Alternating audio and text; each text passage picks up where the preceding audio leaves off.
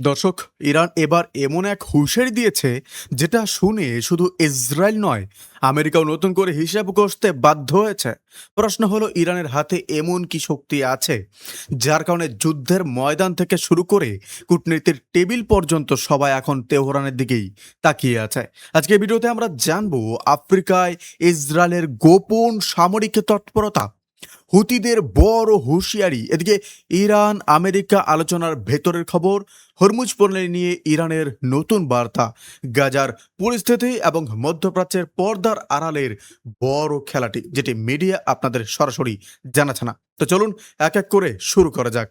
দর্শক, প্রথম পয়েন্টে আসি, আফ্রিকায় ইসরায়েলের গোপন ছক। দর্শক, একটু ভাবুন, ইসরায়েল কোথায় বসে আছে এখন? মধ্যপ্রাচ্যে তো আছেই, গাজায় আছে, পশ্চিম তীরে আছে, লেবাননে আছে, কিন্তু এখন খবর বেরিয়েছে যে আফ্রিকাতেও ইসরায়েল চুপচুপ করে ঢুকে পড়েছে। জায়গাটার নাম হলো সোমালিল্যান্ড। এটা সোমালিল্যান্ডের একটা অংশ যেটা নিজেকে স্বাধীন রাষ্ট্র বলে দাবি করে, কিন্তু আন্তর্জাতিকভাবে সেটা স্বীকৃত নয়। মিডল ইস্ট আইয়ের একটা রিপোর্ট সামনে এসেছে, যেখানে সোমালিয়ার একজন উচ্চপদস্থ কর্মকর্তার বরাতে দিয়ে বলা হচ্ছে যে এই বছরের শুরুর দিকেই ইসরায়েল প্রায় 50 জন সৈনিকের একটি দল সোমালিল্যান্ডে পাঠিয়ে দিয়েছে। এখন প্রশ্ন হলো, সোমালিল্যান্ড কেন? এটা বুঝতে গেলে মানচিত্রটা একটু মাথায় রাখতে হবে দর্শক। সোমালিল্যান্ডের অবস্থান হলো আদেন উপসাগর আর লোহিত সাগরের একেবারে কাছে, আর এই দুটো সমুদ্র পথ দিয়েই বিশ্বের বিশাল পণ্যবাহী জাহাজ চলাচল করে। একই সঙ্গে এই জায়গাটা হুতিদের ঘাঁটি থেকে বেশি দূরে নয়। হুতিরা এই এলাকা থেকে ইসরায়েলগামী যে জাহাজগুলো আছে সেই জাহাজে হামলা চালাতো। তো ইসরায়েল যদি এখানে পার রাখতে পারে, তাহলে ভবিষ্যতে হুতিদের বিরুদ্ধে যে কোনো সামরিক অভিযানে তার সুবিধা অনেকটাই বেড়ে যায়। যুদ্ধ বিমান উড়িয়ে হাজার হাজার কিলোমিটার যেতে হবে না। দেখুন, আমি মনে করি ইসরায়েল একদিকে কূটনৈতিক কথাবার্তা চালাচ্ছে, আর অন্যদিকে নিজের গুটি সাজিয়ে নিচ্ছে। সোমালিল্যান্ডকে স্বীকৃতি দেওয়াটাও এই পরিকল্পনার অংশ। গত বছরের শেষের দিকে ইসরায়েল বিশ্বের প্রথম দেশ হিসাবে সোমালিল্যান্ডকে স্বাধীন রাষ্ট্র হিসাবে মেনে নেয়। তারপর সেখানে রাষ্ট্রদূত পাঠানো হয়, তারপর সামরিক সহযোগিতা শুরু হয়, তারপর ইরানের সঙ্গে যুদ্ধ শুরু হতে না হতেই সৈনিক পাঠানো হয়ে যায়। এটা কি আকস্মিক? একেবারেই না। এটা একটা সুচিন্তিত পরিকল্পনার ধাপে ধাপে বাস্তবায়ন। এখন সোমালিয়া এই পুরো বিষয়টায় তীব্র আপত্তি জানিয়েছে। সোমালিয়ার বক্তব্য হলো, সোমালিল্যান্ডকে আলাদা রাষ্ট্র মানাটা তাদের সার্বভৌমত্বের উপর সরাসরি আঘাত।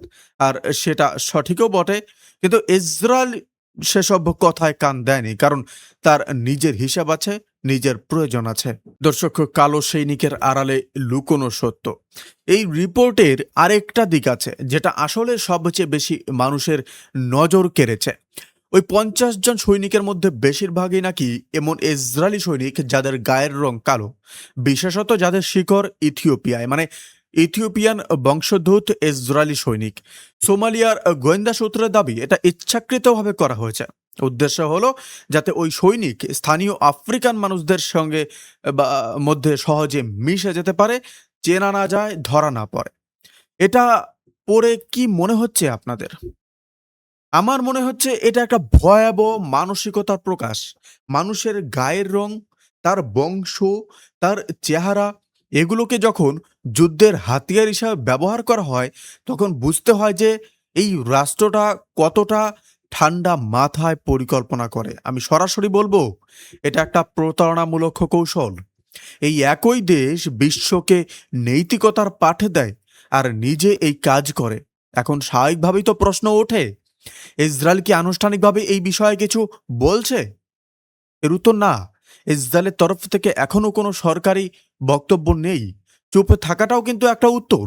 যদি এটা মিথ্যে হতো, তাহলে এতক্ষণে খণ্ডন আসেনি। তার মানে এই দাবি একেবারে উড়িয়ে দেওয়ার মতো নয়। দর্শক, হুতিরা আরও বলেছে, প্রতিরোধ মঞ্চ এক ও অবিভাজ্য। ইসরায়েলকে বুঝে নিতে হবে যে ইরানের বিরুদ্ধে কিছু করলে পুরো প্রতিরোধ শক্তি সাড়া দেবে। তারা ইরানের সাম্প্রতিক অর্জনকে মুক্তভাবে প্রশংসা করেছে এবং বলেছে যে ইরানের এই সাফল্য পুরো অঞ্চলের জন্যই গুরুত্বপূর্ণ। আমি বলবো এটা কোনো ফাঁকা বলি না। হুতিরা প্রমাণ করেছে তারা কথা রাখতে পারে। লোহিত সাগরে তারা বিশ্বের সবচেয়ে শক্তিশালী নৌবাহিনীগুলোকে চ্যালেঞ্জ করেছে। আমেরিকার যুদ্ধজাহাজ পর্যন্ত সেখানে সতর্ক থাকতে বাধ্য হয়েছে।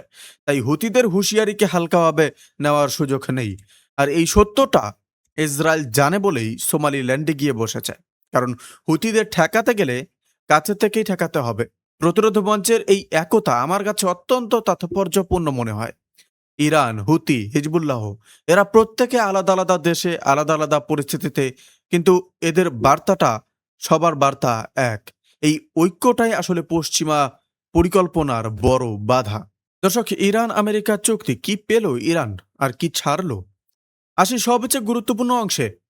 ইরান এবং আমেরিকার মধ্যে সুইজারল্যান্ডের যে আলোচনা হয়েছে তার ফলাফল কি?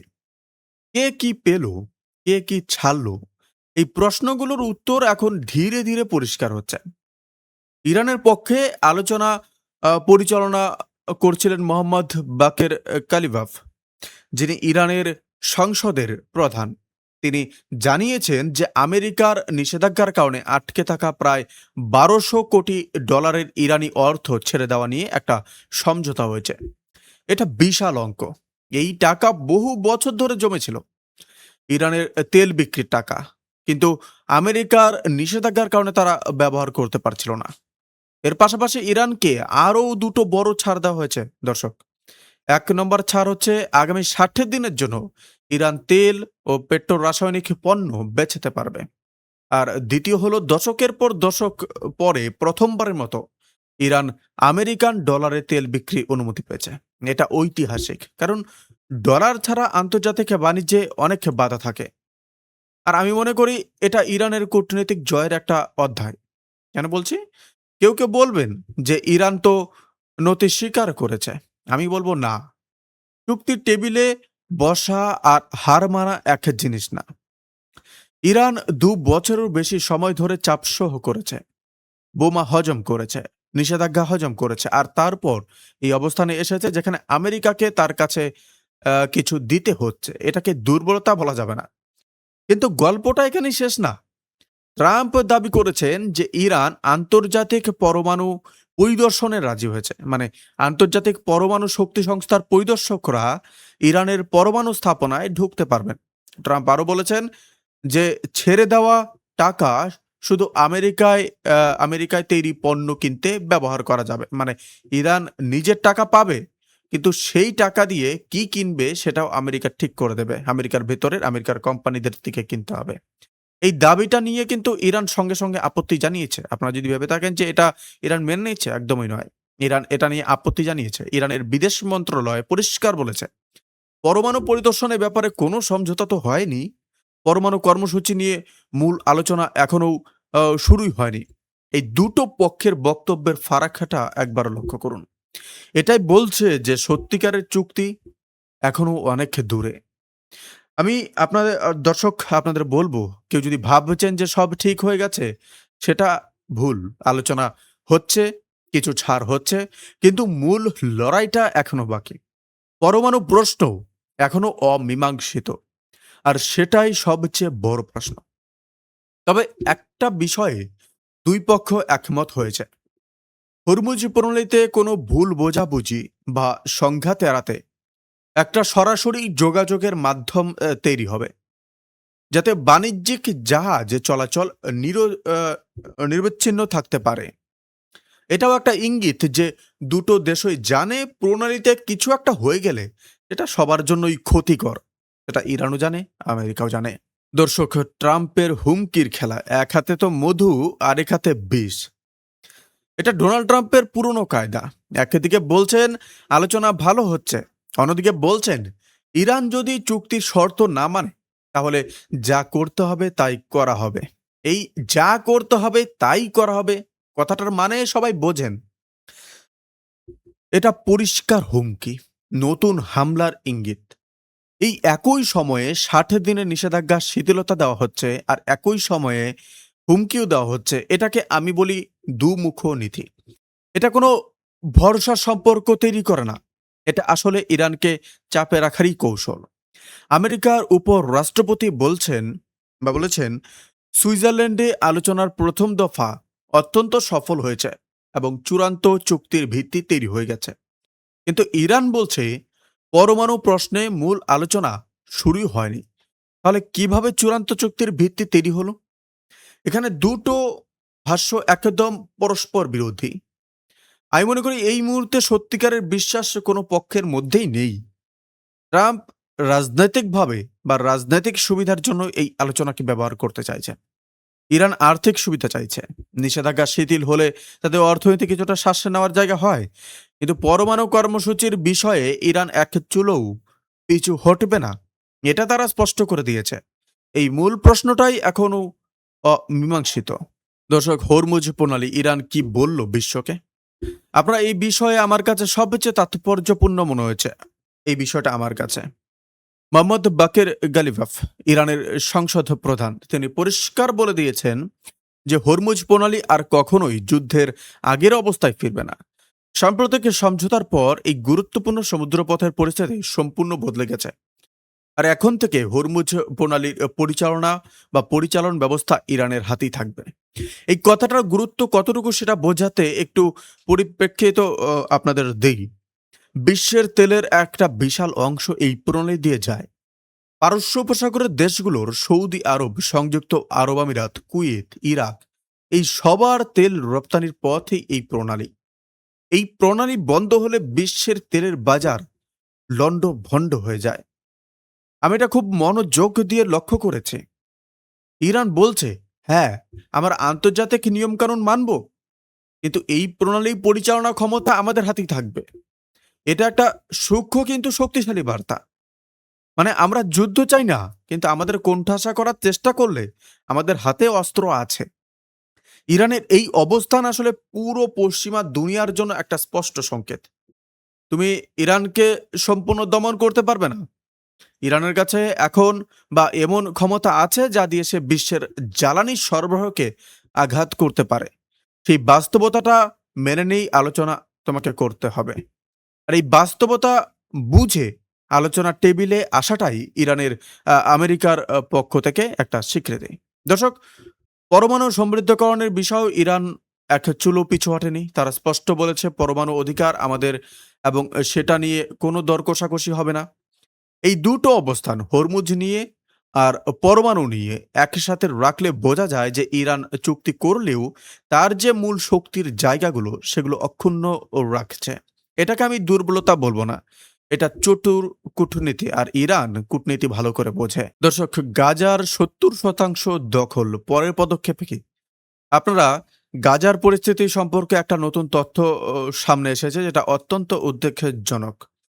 ইসরায়েলি বাহিনী এখন গাজায় প্রায় ৭০% এলাকায় তাদের নিয়ন্ত্রণ প্রতিষ্ঠা করেছে বলে দাবি করা হচ্ছে। শুধু তাই না, ইসরায়েলি বাহিনী বিশ্বাস যে আগামী কয়েক মাসে এই এলাকা আরও বাড়বে। ইসরায়েলি নিরাপত্তা সূত্র দাবি করছে হামাস যুদ্ধবিরতির শর্ত সম্পূর্ণভাবে মানছে না, নতুন যোদ্ধা ভর্তি করছে, আবার নেটওয়ার্ক তৈরি করছে, আর পরবর্তী যুদ্ধের প্রস্তুতি নিচ্ছে। এই অভিযোগগুলো দেওয়া হচ্ছে কারণ এগুলো দিয়ে নতুন হামলার ন্যায্যতা তৈরি করা যায়। আমি সরাসরি এখানে বলবো যে এই অজুহাতগুলো পরিচিত। প্রতিবার একটা হামলার আগে এই ধরনের অভিযোগ আসে, ওরা প্রস্তুতি নিচ্ছে, ওরা নেটওয়ার্ক বানাচ্ছে, এই কথাগুলো দিয়ে হামলার ছাড়পত্র নেওয়া হয়। কিন্তু গাজায় খাবার নেই, ওষুধ নেই, বিশুদ্ধ পানি নেই। সেখানে হামাস কিভাবে সৈন্য ভর্তি করছে আর যুদ্ধের প্রস্তুতি নিচ্ছে, সেই প্রশ্নের উত্তর কেউ দিচ্ছে না। ইসরায়েলের নিজস্ব সংবাদ মাধ্যমেও যখন এই ধরনের খবর প্রকাশিত হচ্ছে, তখন বোঝা যায় যে পরিস্থিতি কোন দিকে যাচ্ছে।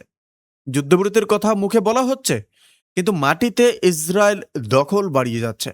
এই দুটো জিনিস একসাথে চলতে পারে না, কোনো একটা মিথ্যা। আর দর্শক, আমার মনে হয় কোনটা মিথ্যে সেটা আপনারা আন্দাজ করতে পারছেন। দর্শক, গাজায় যা হচ্ছে তাকে সামরিক অভিযান বলা যায় না। এটা একটা জনগোষ্ঠীকে ধীরে ধীরে ধ্বংস করা পরিকল্পনা। আর এই পরিকল্পনা আড়ালে বিভিন্ন অজুহাত ব্যবহার করা হচ্ছে।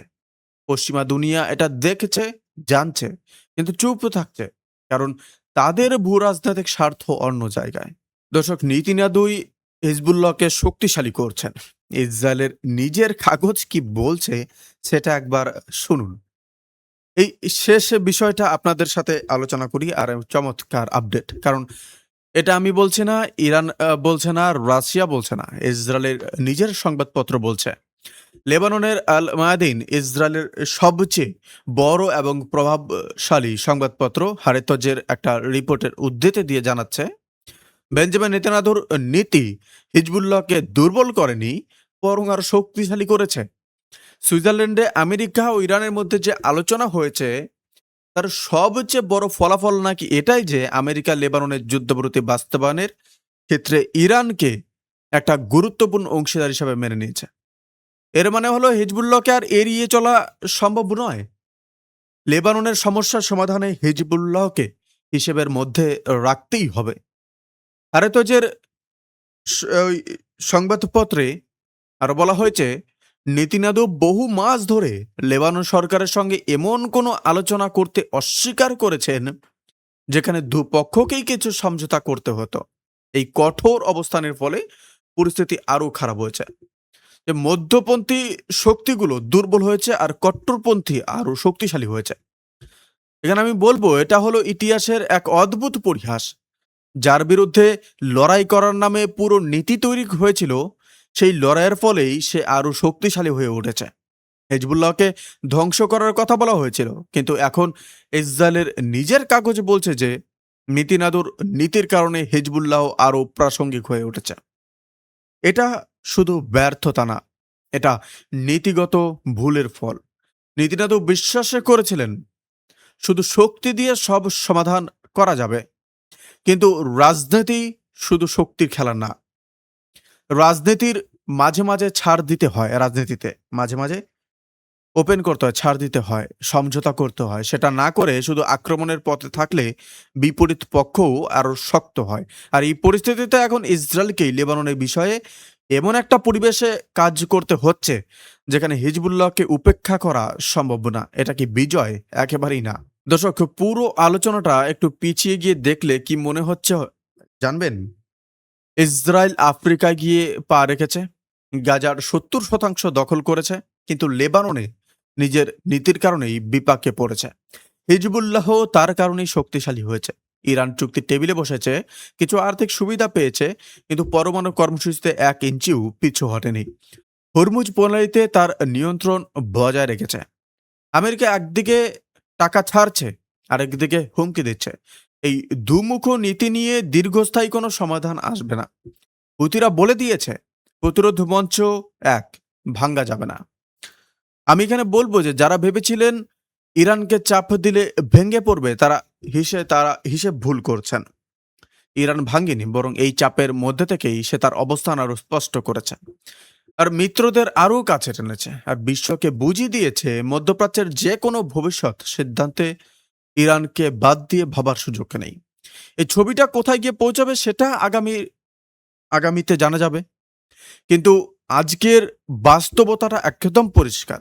লড়াই চলছে, কখনো কূটনীতির মাঠে, কখনো সমুদ্রে, কখনো মরুভূমিতে। আর এই লড়াইয়ের প্রতিটা মোড়ে আমরা আপনাদের সাথে অবশ্যই থাকব। আপনাদের কাছে আমার একটাই অনুরোধ, দেখুন খবর, বিশ্লেষণ করুন, কিন্তু শুধু একটা পক্ষের কথা শুনবেন না, পুরো ছবিটা দেখুন। আর সেই পুরো ছবি দেখাতেই আমি অবশ্যই আছি। আপনারা ভালো থাকবেন, সুস্থ থাকুন এবং পরবর্তী আপডেটে অবশ্যই দেখা করবেন। চ্যানেলটি ফলো করে রাখবেন যাতে পরবর্তী আপডেট অবশ্যই পেয়ে যান। আপনারা আপনাদের বিশ্লেষণ অবশ্যই মূল্যবান কমেন্ট বক্সে জানাবেন।